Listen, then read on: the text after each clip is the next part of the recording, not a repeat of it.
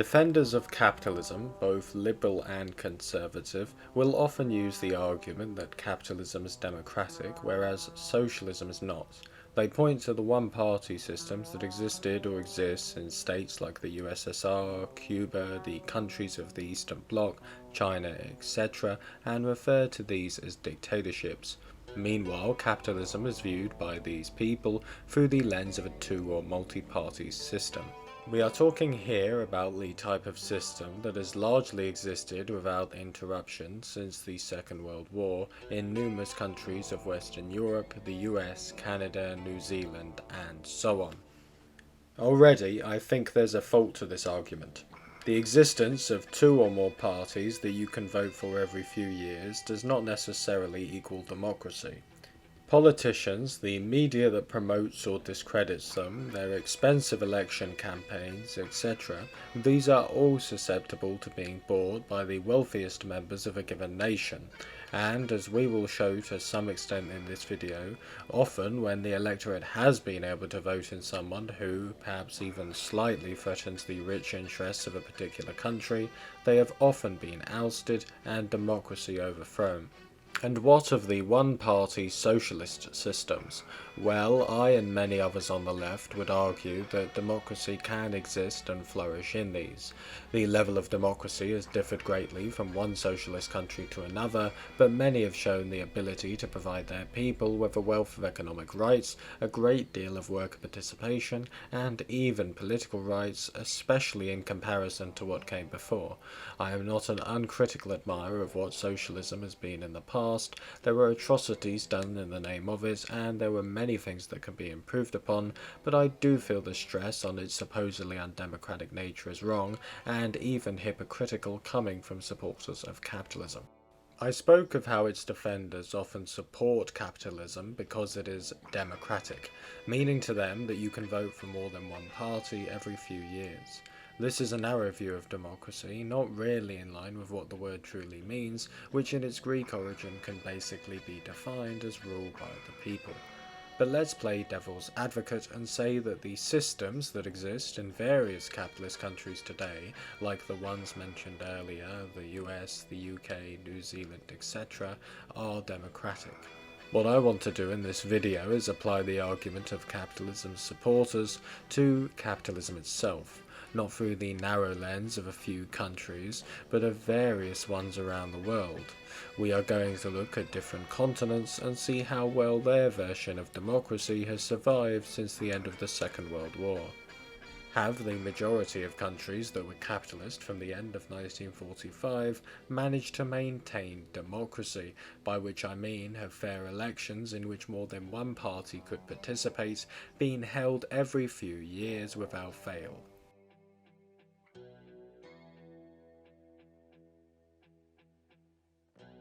Europe is often seen as a sort of bastion of democracy, while the fact that it also spawned the most brutal and infamous dictatorship of the 20th century seems to be inconvenient to this idea, there is a lot more since the end of the Nazi regime that suggests this is nonsense. Spain was ruled by the dictatorship of Franco from 1939 to 1975. Franco had come to power with the aid of fascist Italy and Nazi Germany when he fought the leftist coalition government during the Spanish Civil War. He had also hoped for the victory of Nazi Germany during the Second World War, provided Hitler with 40,000 troops to fight against the Soviet Union, and, as Paul Preston has written, he devoted the Spanish press to the Axis cause, provided the refueling and supplying of U-boats, the provision of radar, air reconnaissance and espionage facilities within Spain, and the export of valuable raw materials to the Third Reich, which, although diminished by the spring of 1944, were never entirely halted until the end of the war. As the Cold War progressed, the US moved closer to Franco's Spain, seeing it as a military ally, perhaps best symbolized by the 1953 Pact of Madrid signed between the two countries.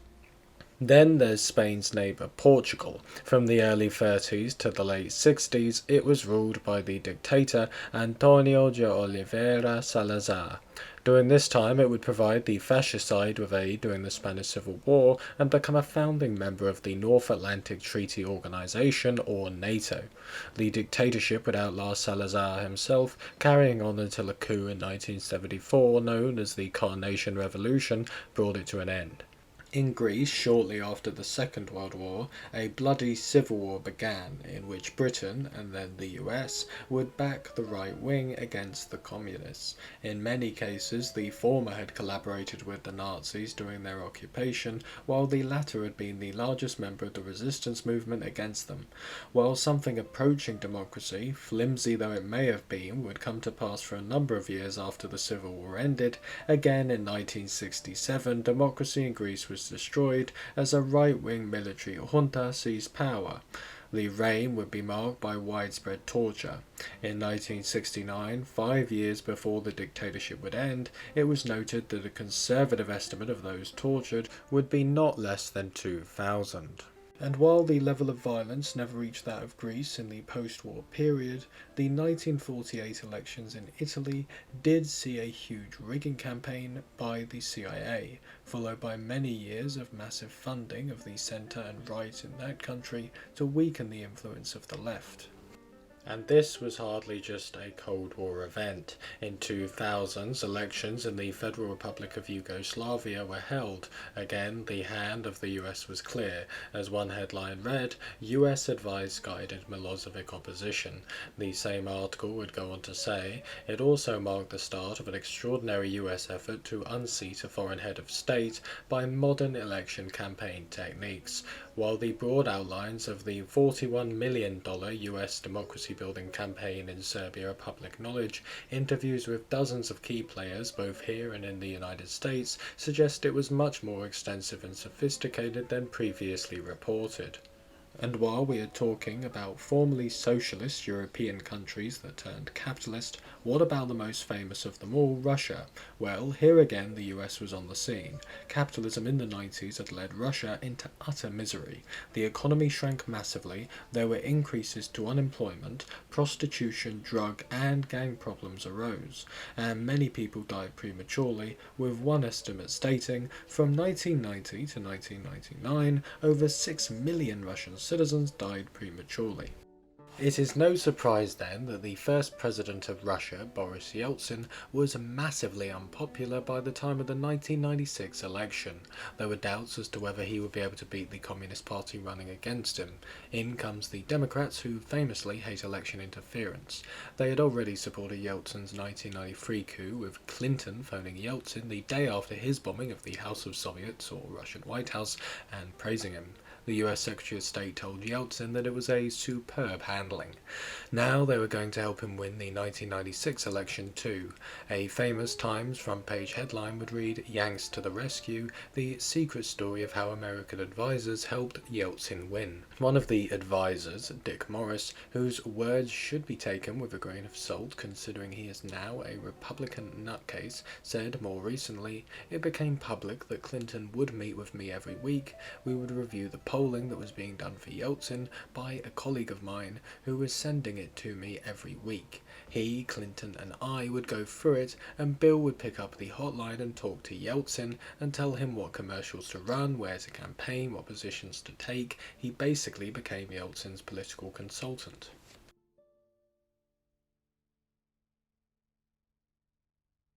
Let's begin with South America. Not a single country on this continent remained a democracy throughout the whole post-war period. I cannot talk about every time democracy was overthrown or interfered with here, or this video would go on all day, but we can mention a few. The 1976 military coup in Argentina was not the first time since the 40s that a dictatorship seized power in that country. However, the neoliberal junta that remained in power until 1983 would gain notoriety for their war with Britain, widespread torture, and murder of 30,000 people. Prior to the famous 1973 coup, Chile had been a stable democracy, though it is worth mentioning that the US heavily funded Allende's opponents in the 1964 election to the tune of $3 million and also carried out an extensive propaganda campaign against him. But of course, that is nothing compared to the immense activity carried out against the socialist Allende when he actually won. At the end of it all, a right-wing coup would overthrow him and install Pinochet at the head of the country for the next 17 years. In the continent's most populous country, Brazil, a US-backed coup in 1964 brought a dictatorship to power that would last for over 20 years. More recently, very suspect methods were used to keep Lula from coming back to power in what was known in English as Operation Car Wash, a story far too complex to get into here, but one worth looking up for some information on how the psychopath Bolsonaro came to power. Dictatorships also existed at various times in Colombia, Peru, Venezuela, Bolivia, Paraguay, Suriname, and Ecuador. The dictatorship in Uruguay saw around 40,000 people in prison for political reasons between 1973 and 1978. That is well over 1% of the population. To put that into perspective, if the US had the same proportion today, its political prisoners would number over 4.5 million.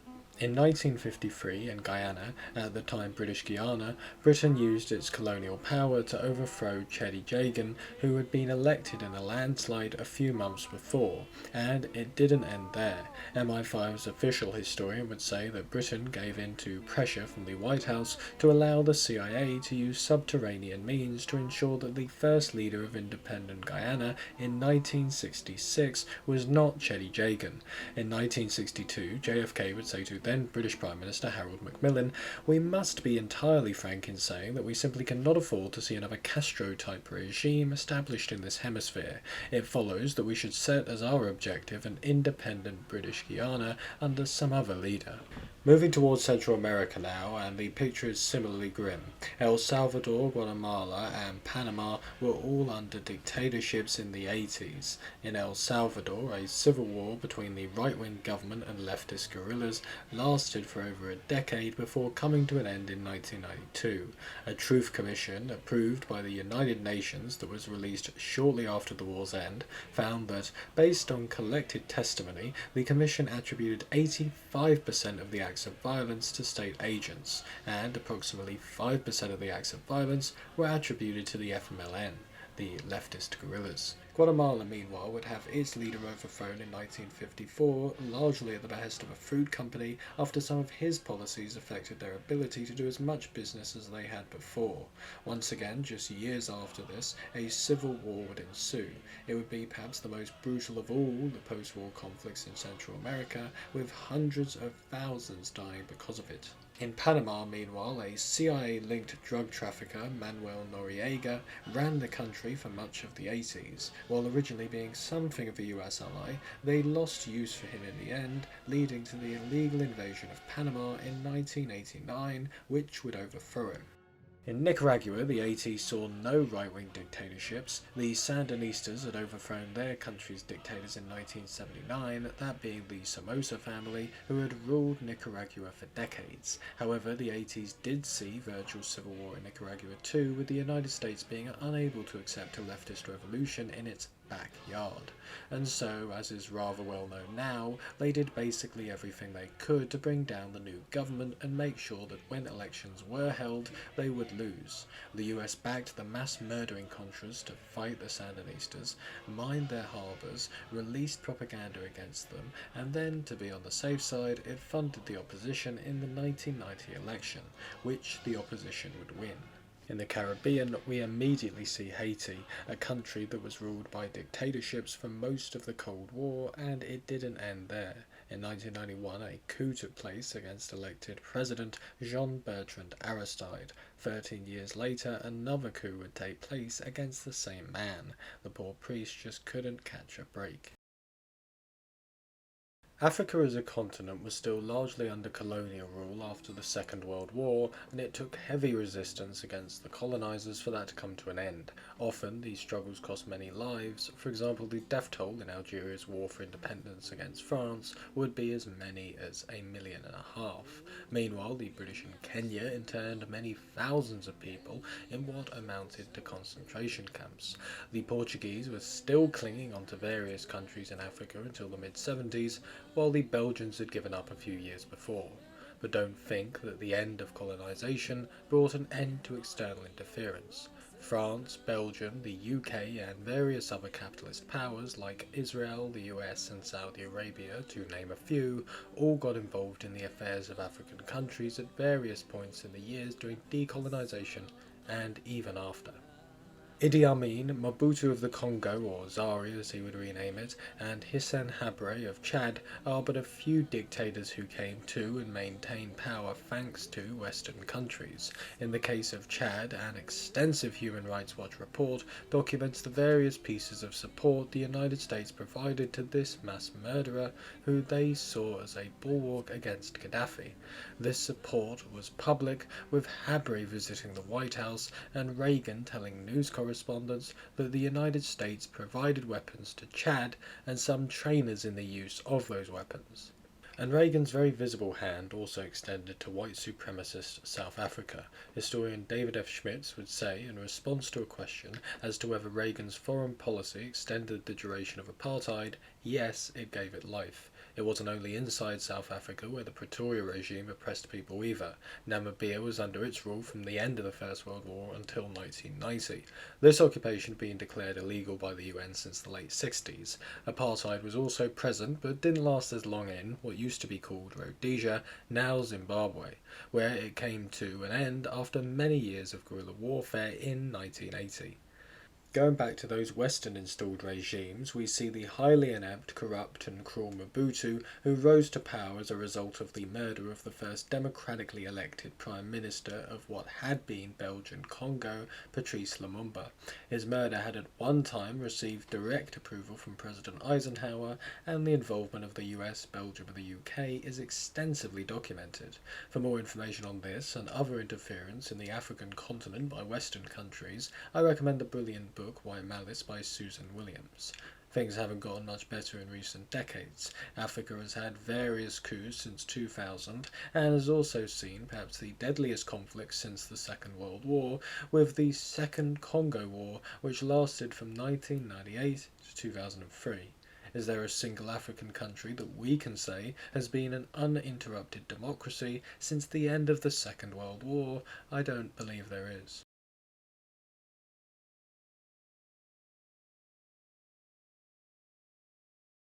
Starting with the Middle East, we right away see capitalism at its worst. I don't think one needs to say much about the royal families that rule on the Arabian Peninsula, often with heavy Western support. I don't see many capitalists arguing about the democratic nature of Saudi Arabia, Kuwait, the United Arab Emirates, and so on. I don't often see Qatar, whose population is mostly made up of virtual wave slave migrants, held up as a beacon of the good of capitalism, nor Oman, where slavery was still legal until 1970. Speaking of dictatorships that retain power thanks to Western support, Iran, now one of the US's biggest enemies, was once among its most trusted allies. In 1953, the US and UK helped cause a coup that would oust Mohammad Mossadegh, who had the nerve to nationalise his country's oil industry.